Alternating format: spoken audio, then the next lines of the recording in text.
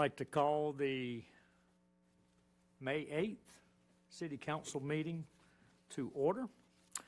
And I would like to invite Pastor Stan Yun from the Korean Baptist. Sir, if you'll come to the microphone in the middle. If we would all stand for the invocation, followed by the invocation, we'll have the Pledge of Allegiance to the flag. Pastor? Let us pray. Heavenly Father, may your presence fill this place. May your peace, grace, and guidance be upon each city council member and the mayor. I pray that you will guide the Fayetteville city councilmen and the mayor as they meet and discuss matters with regard to our city of Fayetteville. I pray as the city elected officials enable them to carry out their duties in an appropriate, unified, and dignified manner during the meeting to follow, so that the best interests of Fayetteville citizens could be served in moral and rational manner. I pray that their motivation in everything they want to do in this meeting is for the good of the public and not their own. I pray that they will be able to solve our city's problems and make good policies that address them. Help them to be competent and excellent in their governance. Most of all, I pray that though the councilmen may have differences of view, help them to be civil and responsible for their integrity. May you bless each one of the council members and the mayor. All this I pray in Jesus' mighty name. Amen. Amen. Pastor, if you'll lead us in the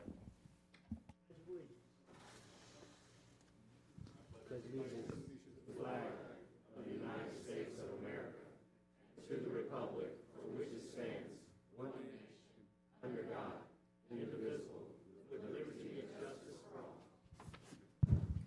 Pastor, if you'll tell us a little bit about yourself and your church, please. Yes, my name is Stan John. I was born in Korea, grew up in Hawaii, came to Fayetteville 15 years ago. The church that was established back in 1971. It was officially established in 1975 when the building was established. I'm happy to be here. I was in Brazil South America for 11 years, especially Sao Paulo, Brazil, where there's officially about 20 million people there, 8 million cars. Fayetteville is very nice, it's quiet, I love it. Enjoy it. I thank you, Councilman Mario, for inviting me to be here to give a prayer to the Lord. I just wish, I grew up in Hawaii. Multi-Asian group there. Still the Koreans are the minority there. I noticed a lot of, even though there's Asians, there is division among Asians also. I noticed when I came back from South America 15 years ago, it seems there's a lot of divisions here in the United States also. I just wish that all of you can get along under God. Thank you. That's great guidance. And this is in honor of Pacific Asian American Heritage Month. Yes, thank you. Found out about 45 minutes ago, the mayor had a situation arise with his mom, and so you're getting the second string here, but we're going to try to do our best. I do need, Jennifer, the copies of the proclamations. Are they on my desk? Thank you. Okay, announcements. Councilmember Thompson. Thank you, Mayor Pro Tem. I have three announcements. First, I'd like to let everybody know that the Fayetteville, North Carolina VA Coastal Healthcare System is having a homeless veteran stand down. That is going to be on 11 May from 10 to 2 at Festival Park. So please, if you have in need of services of medical, community services, free haircuts, housing assistance, NC work, local, state, and federal assistance, all is included, so please come on out and be a part. Second is that the National Association of Letter Carriers, that's your postmans and your mailman, are having their Stamp Out Hunger. This is something as a retired post office we did for years. Due to COVID, we haven't had it in 3 years. So please, everybody in the city of Fayetteville and across the United States, please put out all your non-perishables either in your mailbox, beside your mailbox, or leave a little note for your mail carrier the way he can pick up those items. It's being sponsored by a lot of individuals, the Second Harvest Food Bank, 2 Men in the Truck, the United Way. Everybody's involved to do all we can to feed those in need. And lastly, my church, Simon Temple AME Zion Church, is having a food truck giveaway. That is on the 18th of May from 9 to 3 p.m., right behind Simon Temple AME Zion Church on 5760 Yakin Road. It is located at 441 Donray. So please, if you're in need of those services, please come out and be a part. Thank you, Mr. Mayor Pro Tem. Thank you, Councilmember Thompson. Okay. So we have, I believe, 3 proclamations, and then we have a certificate. The proclamations, the first will be National Police Week, and Councilmember Jensen will present, and then the next one, Councilmember Ingram will read. I'm going to bring it to you, Councilmember Ingram. And then the last one will be on the Black Social Workers Day. Councilmember McNair will read. All right, Councilmember Jensen, if you will go down, and we would like to present a proclamation to Chief Kim Braden.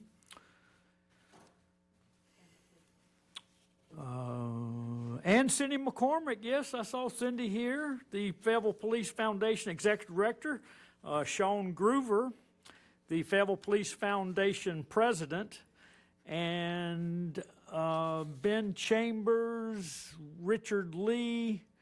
I believe we're looking for Melissa Reed, Jackie Danker. All right, do we have everyone? All right, I believe we do.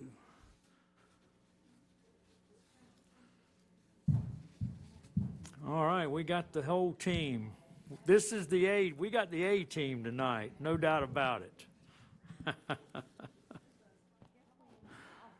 All right, y'all have to, do you want to go behind the podium, Councilmember Jensen? Well, when we do the pictures, we'll have the whole entire council. Yep. All right.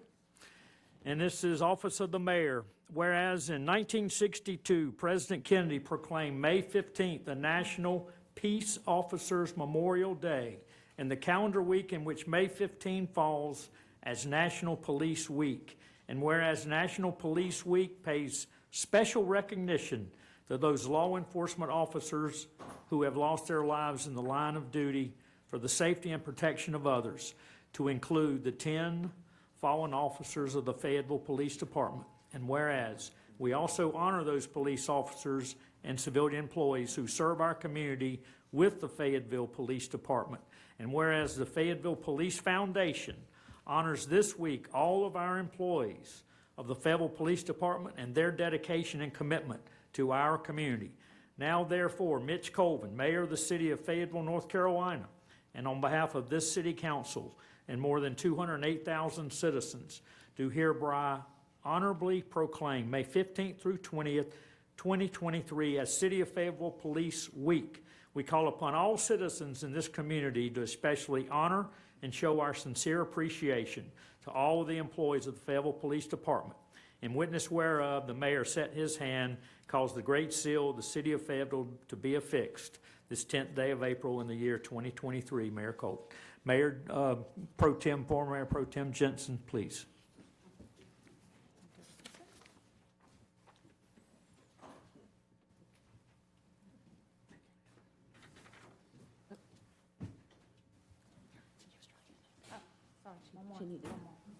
Do you want us to go to the back? Can you get everybody? I got you. Okay.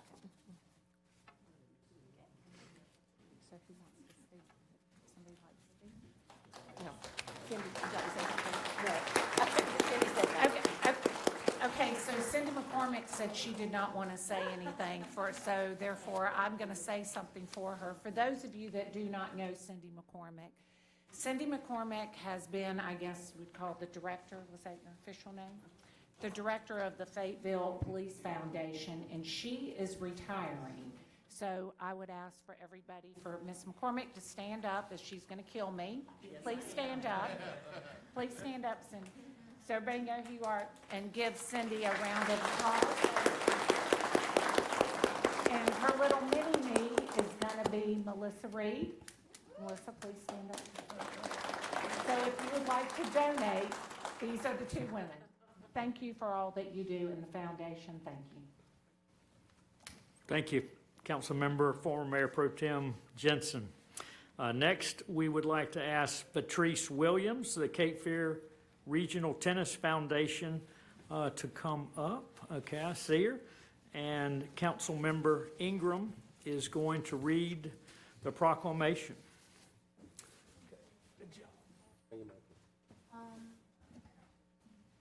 You hear me? Okay. As they come up, I would like to share a brief story. When I was coming up as a child, some summer programs we could not afford, so my mom would take me to Fayetteville State University and to play tennis on their open court. And so tennis has had a very large impact on my upbringing. So it is an honor to be able to read this proclamation. Whereas on May 21st, 1881, the USTA, originally known as the United States National Lawn Tennis Association, was founded in New York City, New York, to create rules and standards for the emerging game of lawn tennis. And whereas the USTA is a nonprofit national governing body for tennis in the United States and leads the promotion and growth of the sport at every level of play, from beginners to professionals at the U.S. Open. And whereas the USTA is the largest tennis organization in the world with over 550,000 members from every corner of the country, and whereas the USTA proudly partners with local tennis programs to showcase the important health, social, and educational benefits of tennis and make the sport available to everyone, regardless of age, environment, condition, or ability, through its USTA adaptive grants.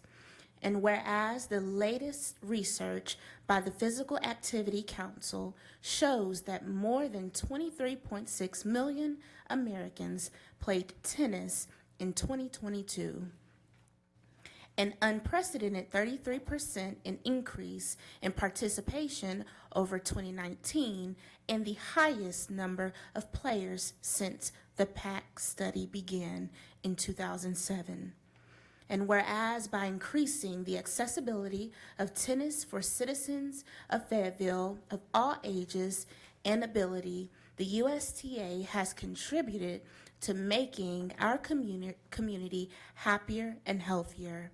And whereas USTA has declared the month of May as National Tennis Month to encourage players, organizations, facilities, retailers, tennis manufacturers, and more to promote local programs and activities at Parks and Rec facilities to showcase tennis and spread the word about the sport and its benefits, and to help players and non-players alike find courts and play opportunities in their communities.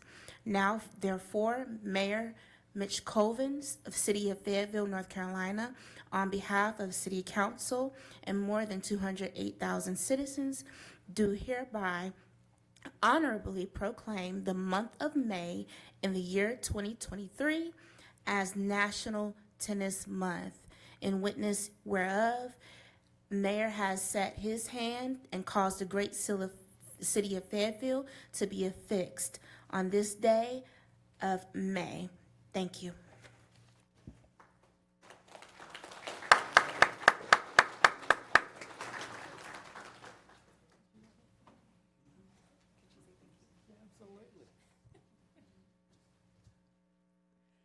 Hi, my name is Patrice Williams.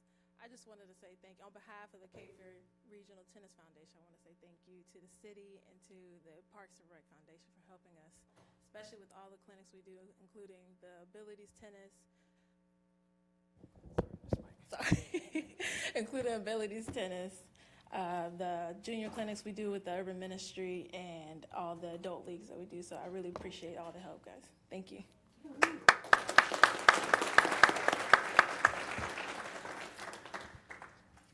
All right, I'd like to ask Dr. Dennis Corbin, Associate Professor at Fayetteville State University, to come forward from the School of Social Work in recognition of the National Association of Black Social Workers Day, and let's see, Cape Fear Fayetteville Association of Black Social Workers, and Councilmember Brenda McNair is going to read the proclamation.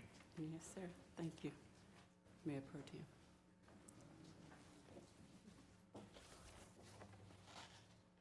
All right, Dr. Corbin. Wow.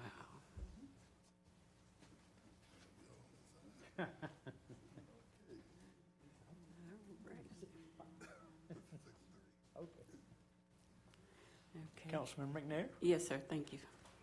National Association of Black Social Workers was created during the 1960s civil rights movement on May 8, 1968 in San Francisco, California by a group of black social workers who were convened for the National Conference on Social Welfare, the largest professional social work organization at the time. This group of black social workers disengaged from that meeting to form what has ultimately become the foremost advocacy group established to address social issues and concern of black communities. Those black social workers ultimately became the founder of the National Association of Black Social Workers, and whereas Cape Fear Fayetteville Association of Black Social Workers was organized by a group of black human service and black social workers employed by Fayetteville, Cumberland County, and surrounding counties in 1981, and whereas a local nonprofit service organization that provides a forum through which black social workers and workers in related fields of social services can exchange ideas, offer services, and develop activities in the best interest of people of African descent and the African American community. Our primary goal is to promote the general welfare of black community, and whereas the CFF Association of Black Social Workers Incorporated, comprised of people of Africa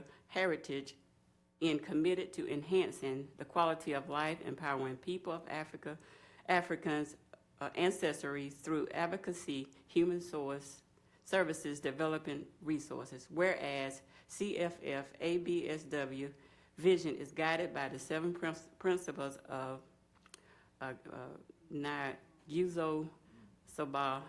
This principle consists of unity, self-determination, collective work or responsibility, cooperative economic purpose, creativity, and faith, and 7 cardinal virtues of Ma'at. They are right, truth, justice, order, reciprocity, balance, and human.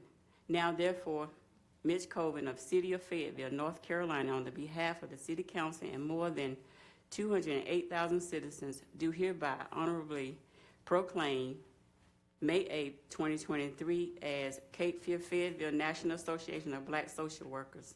I have hereunto set my hands and caused the great seal of the City of Fayetteville to be affixed the 24th day of April 2023. Mayor Mitch Colvin.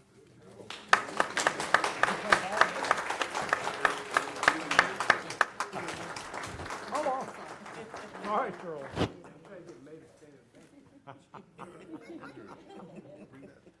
Can we do one more? One more? One more? We gotta do a sign so everybody knows who we are. Oh, he's got, yep, here we go. And it's string it on the side. All right now, do it up. The ladies have it? All right, very good, very good. Okay, ready.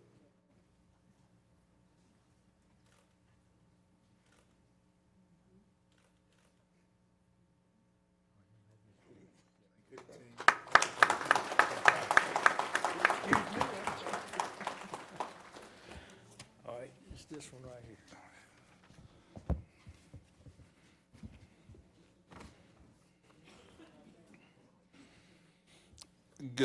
Good evening, Mayor Pro Tem, City Council members and staff. I'd like to thank you on behalf of the Cape Fear Fayetteville Association of Black Social Workers, Councilwoman McNair.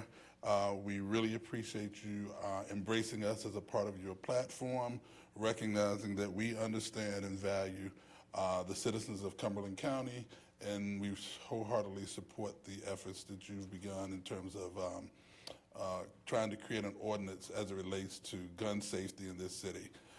As a social worker, we certainly have experienced or dealt with all issues related to gun violence, from the family to the children and availability of services. So I'd really like to thank you all and the council for this recognition. Thank you. Thank you, Doctor. Councilmember Benavente is going to make his way to the front, and we'd like to ask Brittany Reeves to come forward. Yes, here she comes. I believe she's done a great job at North Carolina Central University. We're getting ready to find out exactly what. Councilmember Benavente. Good evening. Thank you, Mayor Pro Tem Dawkins, and thank you, fellow council members, for making space this evening to allow our city to celebrate the accomplishments of one of Fayetteville's very own, Ms. Brittany Reeves. Ms. Brittany Reeves is a graduate of Cumberland International Early College High, and Brittany also received her bachelor's in history from Fayetteville State University, where she graduated magna cum laude at just 18 years old. In the fall of 2019, I had the honor of meeting the proud daughter of Mr. Anthony and Mrs. Felisa Reeves on the campus of North Carolina Central University School of Law. I think I was just excited to learn of Brittany's impressive scholastic reputation as I was that I had a classmate from Fayetteville. In our first year classes, Brittany was always on the front row, ready to answer any cold calls from the professor. I was in the back row, hoping they would just call on Brittany. Now, most of our class graduates in 3 years with a JD, but a rare few have a chance to obtain dual degrees through a 4-year program. And that's exactly what Brittany has accomplished this year, graduating with both her master's in history and a Juris Doctorate. At this time, on behalf of the mayor, council, and city of Fayetteville, I present to you, Ms. Reeves, a certificate of achievement, as well as one of our city coins.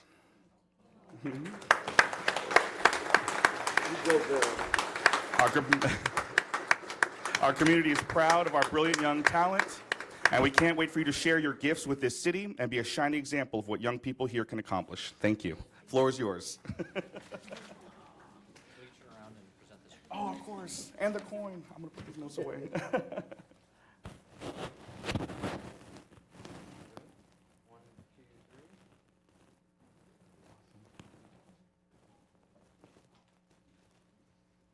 I'm going to give you the floor. Thank you. Good evening, everybody. Thank you for making time to recognize me. This is very surreal. I think I'm still trying to process all of what I've done in a very short amount of time. So I've been a resident of Fayetteville for over a decade, and coming from a military family and seeing the homeless vet population here in Fayetteville inspired me to go into law. I've always loved history, and it has helped me in gearing up for going to law school and getting into the profession. As Mario said, I went to Cumberland International Early College, which was a program that was created for students whose parents didn't have college degrees at the time. And it was a program that was geared to help students like me go to college for less money, for free. And I took advantage of that program, and I was able to graduate with 86 college credits. And so I only needed a year left for school. And when I thought it couldn't get any better, Fayetteville State graciously offered me a debt-free scholarship, so I was able to graduate from school without any debt. And that means a lot to me and my family. I think that there's a lot of other students in Fayetteville that can do what I did and way more if they had the same resources and opportunities. So I'm very grateful of the people of Fayetteville for pouring into me, and I will do my best to make sure that I give back to the community that gave so much to me. So thank you. Outstanding.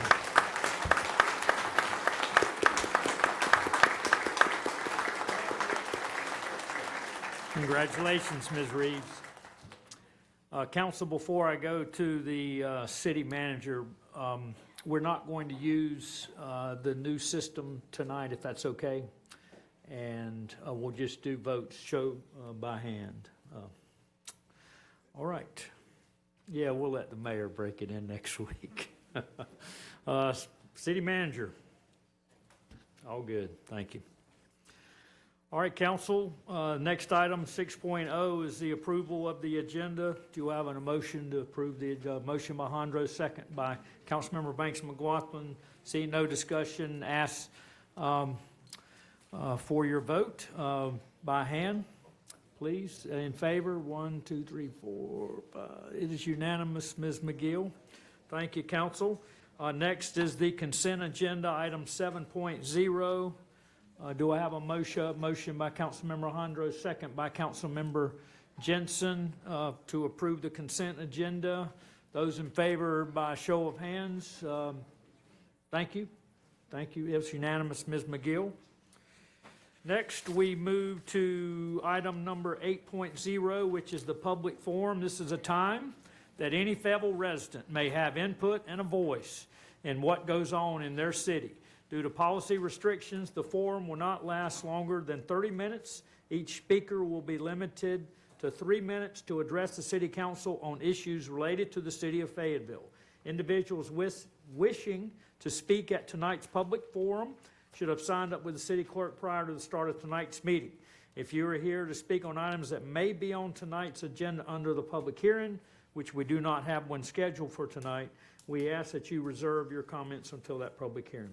So when your name is called by the city clerk, we ask you come to the podium, and the microphone is the one on your left that is lit in green, and clearly state your name and home address for the record. Then when you see the light located on the podium change from green to yellow, you have 30 seconds left to speak.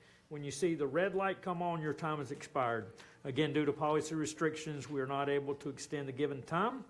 With that being said, City Clerk McGill, call the first speaker, please. Our first speaker is Mr. Mike Ross. Mr. Mike Ross?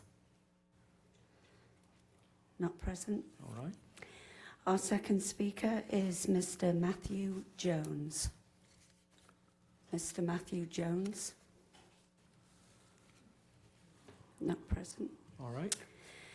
Our next speaker signed up is Miss Lizette Rodriguez. Welcome, Ms. Rodriguez. If you'll state your name and where you reside, please. Hello, my name is Lizette Rodriguez, 1701 Cherokee Drive. Firstly, I want to thank Councilwoman Jensen for bringing a motion to fund an OCS last week. I couldn't be more thrilled, and I hope this item continues to move through the budget process and that the council will do what is necessary to fully fund this office. Sadly, last week we lost another life in our community, and today I'm here to advocate for the unhoused man who killed himself last Wednesday, the same day that the city was scheduled to clear the largest homeless encampment on Gillespie Street. I understand the city is expected to do something about homelessness, but the criminalization and displacement of the unhoused population is not an answer. This will exacerbate the issue, and it's cruel, and it leads to further marginalization. I'd like to share a story with you that I found on the Durham Hearts website. Hart had gotten to know a man and his dog who was experiencing homelessness and challenges with substance abuse. He had recently been excited about a new job he would soon be starting, and while indicating his need for a shower, he expressed hesitation in asking anyone to watch his dog during that time. Hart offered to get him to the shower and to watch his dog, and afterwards he shared, "I can't help but be all smiles right now. I feel so good having taken a shower. Thank you for loving me."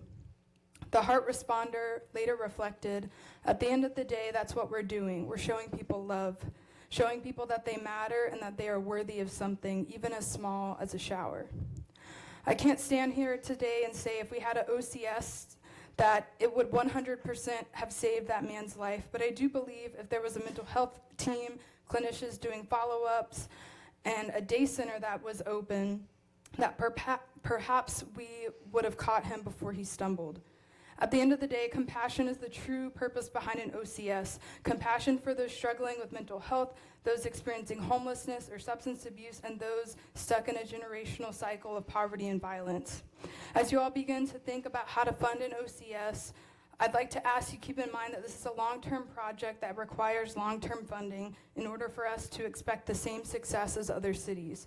Me and other advocates are asking for a minimum of $1 million, which is on par with Greensboro's Office of Community Safety. Thank you.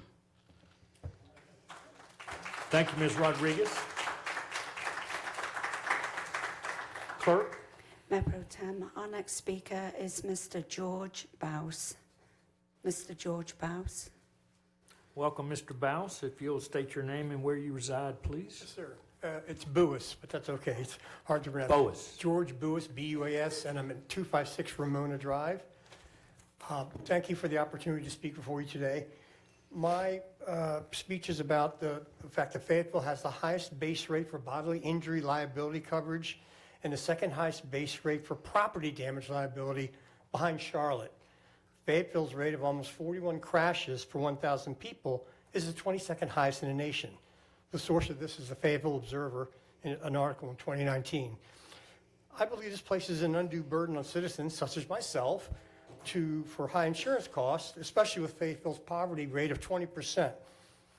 According to the nc.gov website for 2021, over 20% of all crashes and 30% of all fatalities in the state of North Carolina were due to speeding, reckless driving, and not paying attention to traffic signals. I believe we can extrapolate that to apply equally to Fayetteville. According to nc.gov, in 2021, Fayetteville had 4,205 crashes, 25 fatalities, 1,763 injuries. Excuse me, sorry, I'm trying to change the page here. Pages are stuck. So I think the solution is, and probably nobody wants to hear this, is I believe the best course is to reinstate red light and speed cameras. Now, I know there was just a decision last year, and I've read a lot of stuff online about this, and apparently the Supreme Court decided, and in our Constitution, Article 9, Section 7 says that all the clear proceeds of any civil fines must go to the school board. Okay, I get that. However, between 2017 and 2019, the school board of Greenville received a net revenue of $1.7 million, which was 70% of the revenue, thus against the law in our Constitution. I get that. ATS, the company that installed and maintained the system, received approximately $581,000, and the city of Greenville about $125,000 for a total of 30%. So I guess what I'm saying is, okay, our founders probably didn't know about red light and traffic cameras. This is back a long time ago. But anyway, to be clear, there's approximately $2.5 million of revenue that was generated by these cameras, and it's gone. Okay, so what is the school district in Greenville, what kind of money are they getting now? Not $2.5 million, they might be getting a decent amount of money, but anyway, my point is, Greenville's a population of 88,000, we're 208,000. It's a substantial amount of revenue being lost, and saving lives, and bringing down insurance costs. Now, I don't know what it'll take to make this thing work, because, yeah, 3/5 of the assembly has to pass a new law or amendment, and then we have to vote on it, or whatever. Okay, there may be some other ways around this, but the point is, the Supreme Court of North Carolina did say that the clear proceeds to them was 90%.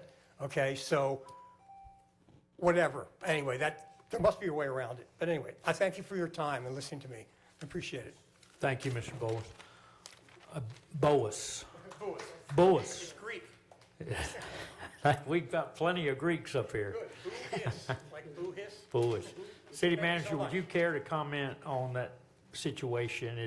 I know it's 90%, but then our contractor was demanding. Attorney McDonald, would you care to comment?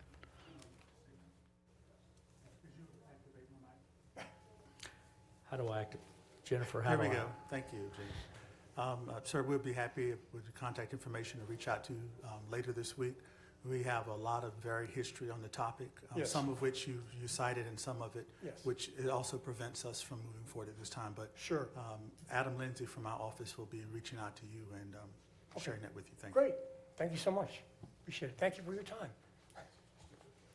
Clerk McGill, Yes. our next speaker, please. Yes, sir. Our next speaker is Miss Lindsay Wofford.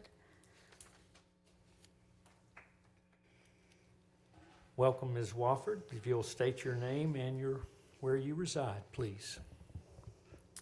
Lindsay Wofford, 345 Desmond Drive.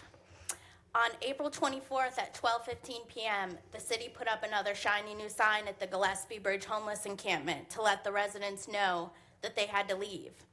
Once again, they were promised resources that aren't what they appear to be. I want you to stop spewing sound bites and catchphrases that give people the impression that something's being done. It makes people think that we have all of these amazing programs and that the homeless community is lazy and just not taking advantage of these programs, when the reality is they're begging for our help. This leads to desperation and hopelessness, and last week it led to a man taking his own life at the camp where you put up one of your shiny new signs that promised him so much. But the only thing that the sign provided is another name that will be added to the Justin Cartel Kerr Memorial at our center, along with Anthony, Roger, Ricky, Linwood, Maya, Rodney, West, Jeff, Harvey, Steve, Frank, Priscilla, and so many more absolutely amazing people that have died scared and alone on the streets of Fayetteville. As my elected officials, I see you at election time and on your Facebook pages taking credit for all the wonderful things that you're responsible for doing. Well, that also means that I get to hold you accountable for the crap, and this is a big one. And I hope it makes you think twice the next time someone like Mr. Redding slides a grimy, rights-violating ordinance on your desk. Because what you aren't telling everyone is that although you're offering to pay first month's rent and security deposits for the people you're evicting, they have to have steady employment and make 3 times the rent. Or that you put them up in a hotel, but that the very next day at least 5 of them were taken out of the hotel and literally dumped in Harnett County, where luckily I have a friend that owns land and allowed them to set up camp. Others, you simply moved to another bridge on Ramsey Street. We are so damn sick and tired of half-truths. Stop telling us that there are programs if they have unattainable standards that no one qualifies for. And stop putting out false information. It's embarrassing that this is considered acceptable to anyone, especially my city leaders. And I'm not sure what it's gonna take to make everybody understand that we're not letting this one go. We only get a hell of a lot louder from here. Thank you. Thank you, ma'am.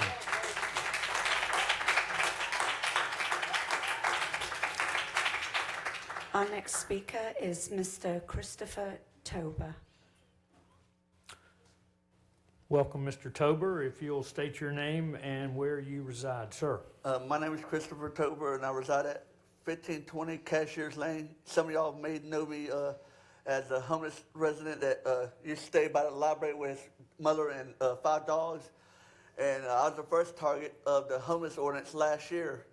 And last year, I had city police come, and there was like 5 the first time, and maybe like 10 or 15 cops the next time, and they came to tell me that I was no longer able to stay there, and I must leave the area. And in November, they gave me 1 citation on Monday, then they came back on Wednesday, gave me a citation, and a 3rd citation they gave me on Friday, and I thought I was going to be arrested that day because they came back the same day and told me that they were here and they helped me, but my mom thought they were here to arrest me because I thought they were going to take me and put me in jail, basically take away my service dogs because I got service dogs and all.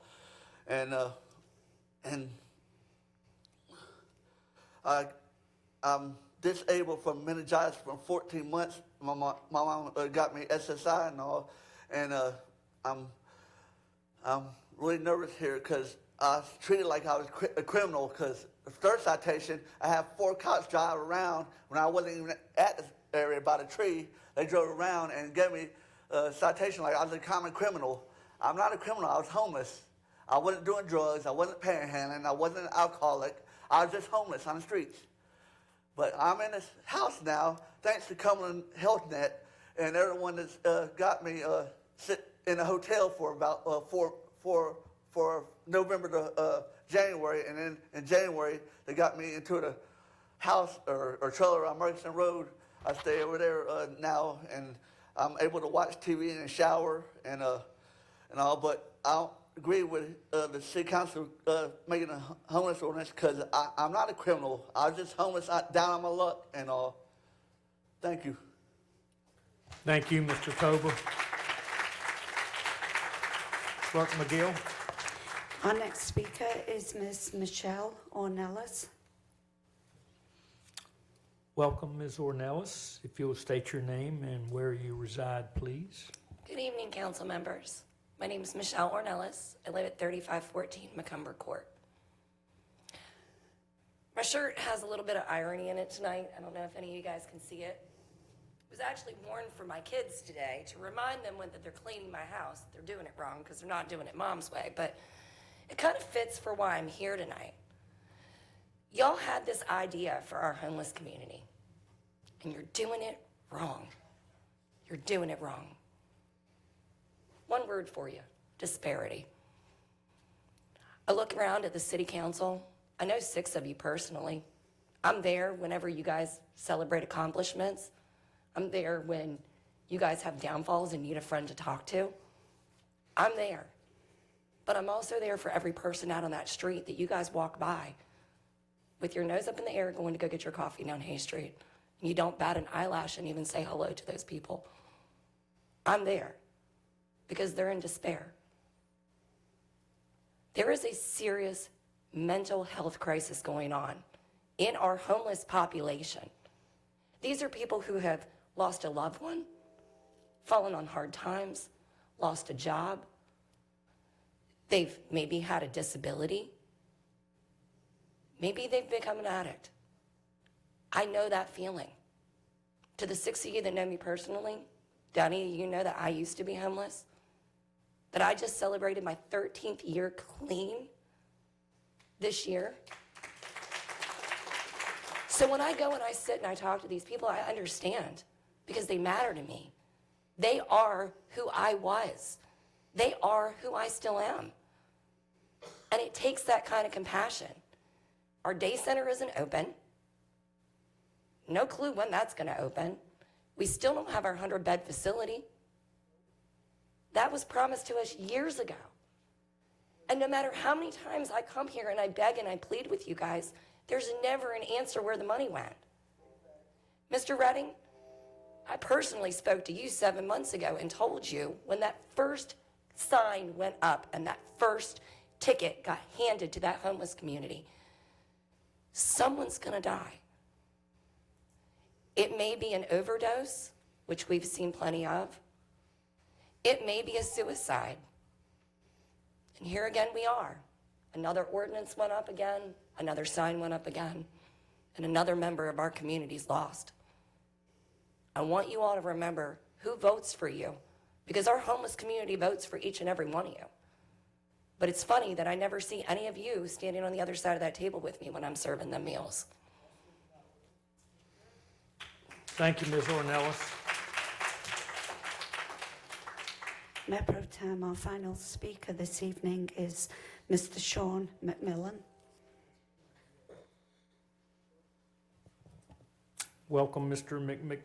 McMillan. If you'd state your name and where you reside, sir. Thank you. Sean McMillan, 6024 Golden Range Drive. Good evening. Criminalizing homelessness might be misguided, or it might be heartless, but it sure as hell ain't right. I'm here tonight to urge the City Council to decriminalize poverty, to decriminalize being unhoused. I'm here to urge you to take action to revoke the city's no camping ordinance, and in doing so, move in accordance with the shared values you touted when you asked for our votes. I echo Ms. Rodriguez's calls for fully funding and implementing the Office of Community Safety. One of the pillars of the Office of Community Safety is provision of civilian liaisons and resources for the unhoused. Part of a community-centered approach to engage folks who are in need of help and not punishment. The city of Fayetteville created a problem when it made being unhoused illegal. So I'm urging you to make a course correction. This mistake is now bigger than a public policy blunder. Now it's tied to suffering and loss of life. The recent past has taught us that any interaction with armed law enforcement presents potential for police homicide and loss of life. As a community, we know the human cost of these interactions after losing Jada Johnson, Justin Livesey, Joshua Oxendine, Jason Walker, Najee Hagins, Lawrence Graham, Trevor Smotherman, Shakir McNair, Kevin Grissett, and Adrian Roberts. The question that should have been asked is this: if this ordinance is passed, what will the city council do when someone is hurt during enforcement of the no camping ordinance? Is this council willing to unnecessarily put someone in danger of losing their life just because they had the need to sleep in their car or a tent? On its face, the ordinance is just inhumane. It suggests that we would rather lock someone in a cage than assist them in finding sustainable shelter. It suggests that we would choose to make a person who is trying to survive into a criminal rather than to give them the resources that they so desperately need. Criminalizing the unhoused is among the most pitiful forms of municipal public policy. It is the lazy legislators' answer to a crisis that begs for thoughtfulness, patience, and above all, compassion. Fines for the unhoused put them into an already overburdened criminal legal system and make them just one missed court day away from having a warrant for arrest. Enforcement of this ordinance is also unnecessary and an unnecessary use of law enforcement assets that are better spent on violent crime. In the words of Dr. Cornel West, never forget that justice is what love looks like in public. I urge you again to revoke this ordinance. Please remove a policy that further exacerbates an existing problem, a crisis that will require much less forcefulness and much more helpfulness. Thank you. Thank you, Ms. McMillan. We'll now close the public forum. No, Yes, sir, we have no further speakers. thank you, Clerk McGill. All right, we'll move to item 9.01. City Manager, who's going to present the policy change? City Manager or City Attorney? Councilmember Jensen?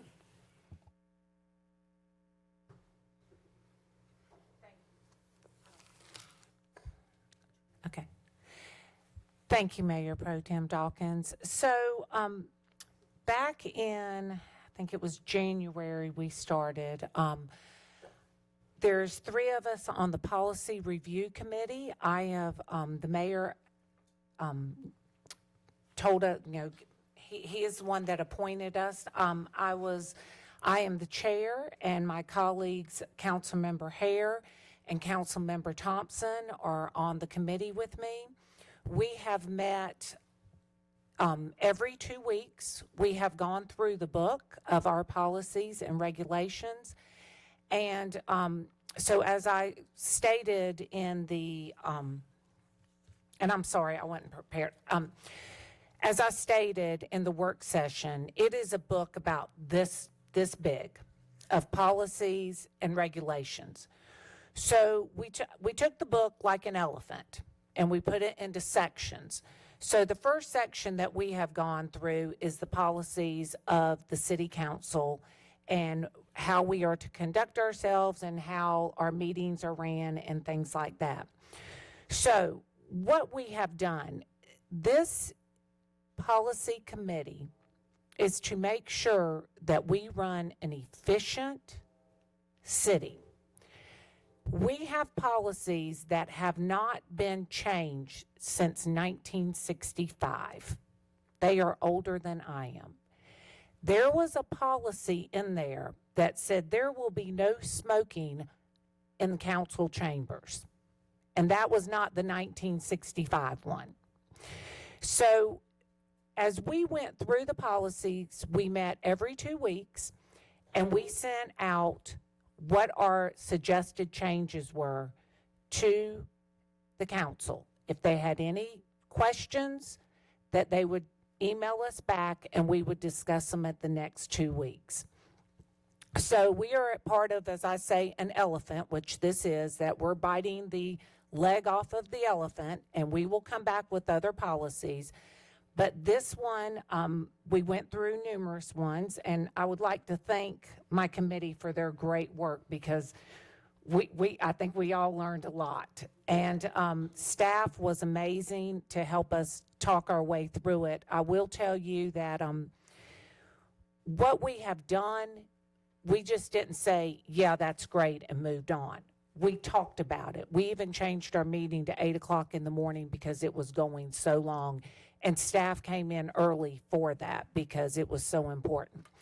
So everything has been approved except the one exception, and this is, it was the city council policy that if you would like to come speak at a public forum, that you would have to sign up before 5 o'clock. When this policy was made, fax machines had just come about. Emails had just come about.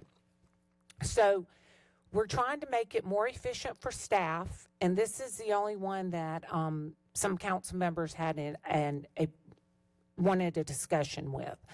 I will say that I still do support the 5 o'clock because the the clerk is in charge of that. They give us a sheet. There are times that we get the sheet that people are talking that we can know that we can have information and have the person waiting. So if the person has a question, we can make sure that we take care of it. So that is basically the one that we are discussing that has come back to council. And I'm going to go to my committee and ask them, is there anything else that I have missed? Councilmember Hare. Doesn't sound like it. Okay, there it is. Very well done, Mrs. Chairman. Yes, we did. We went through the policies very well in detail. Sometimes policies that we were working on would carry from one meeting to another meeting.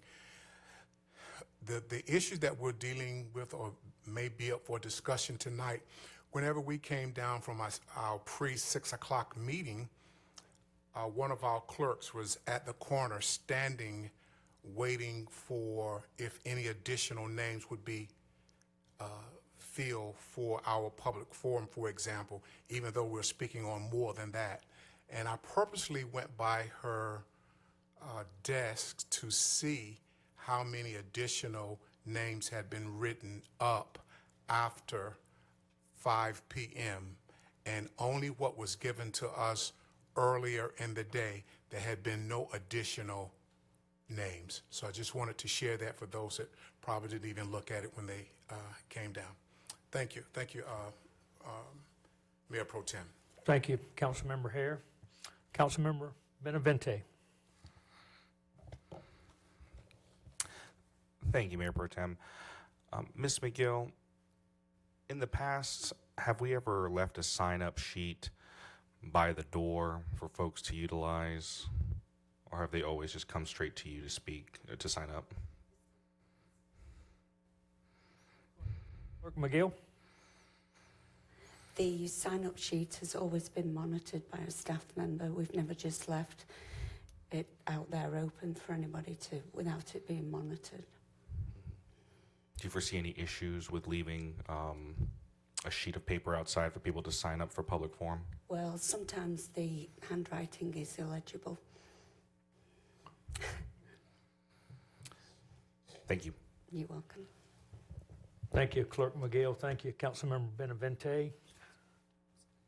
Councilmember Thompson. Yes, Mayor Pro Tem.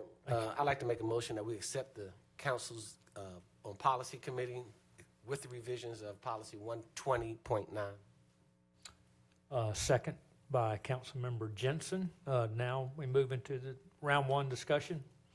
Councilmember Benavente. Thank you, Mayor Pro Tem. I just want to implore my colleagues to consider a way that we can get folks to sign up all the way leading up to the meeting, which typically begins at 7 p.m. During the weeks that we have public forum. I think we can get around the penmanship issue in a number of ways, even putting an iPad out there for people to type in. But I want to make sure that we're always encouraging the citizens of Fayetteville to participate in this public forum. And a lot of folks on council like to make comments during meetings that we've got to say it out loud for folks in the audience. We've got to say it out loud for folks, outside, to say that perhaps, even though everything is made publicly available online, that some people don't go online, and some people just, would rather be here and hear it themselves, or take some of the agendas that are printed out for them in person. So I want to use that same logic where we are leaving room for those folks who aren't on the computer all the time, may not be tech savvy, who still want to participate in the public forum, that should they arrive during the day of the meeting where we have public forums, that they have a way to sign up. I think eliminating that without any real evidence of harm in the way that we currently do things is just sort of unnecessary restriction on people's ability to participate in public forum. Thank you, Councilmember Benavente. Councilmember Hare. Yes, sir. Thank you, Mayor Pro Tem. And also just wanted to add, for those that are listening through the web or even in the room with us tonight, and it was just stated that, of course, you can always sign up electronically, but also note that, if I'm not mistaken, and please, staff, correct me or not, our legislative hearings go on, do they not go till 2/7? So the legislative hearings, which are also very important items, whatever they may be, go to 7 p.m. That hasn't changed. Thank you, Councilmember Hare. Councilmember Jensen. Thank you, Mayor Pro Tem. So if we are, so the policies that we did tonight, that we approved tonight, one of those policies said that we are going to start the meetings earlier for announcements and recognitions. So 7 o'clock will not be able, you will not be able to sign up at till 7 o'clock, because one of the policies that we okayed tonight said that we will start anywhere from 30 minutes to 15 minutes early in the meetings for us to do announcements and recognitions. Thank you, Councilmember Jensen. Any more for round one? Seeing none, we'll go into round two. Councilmember Benavente.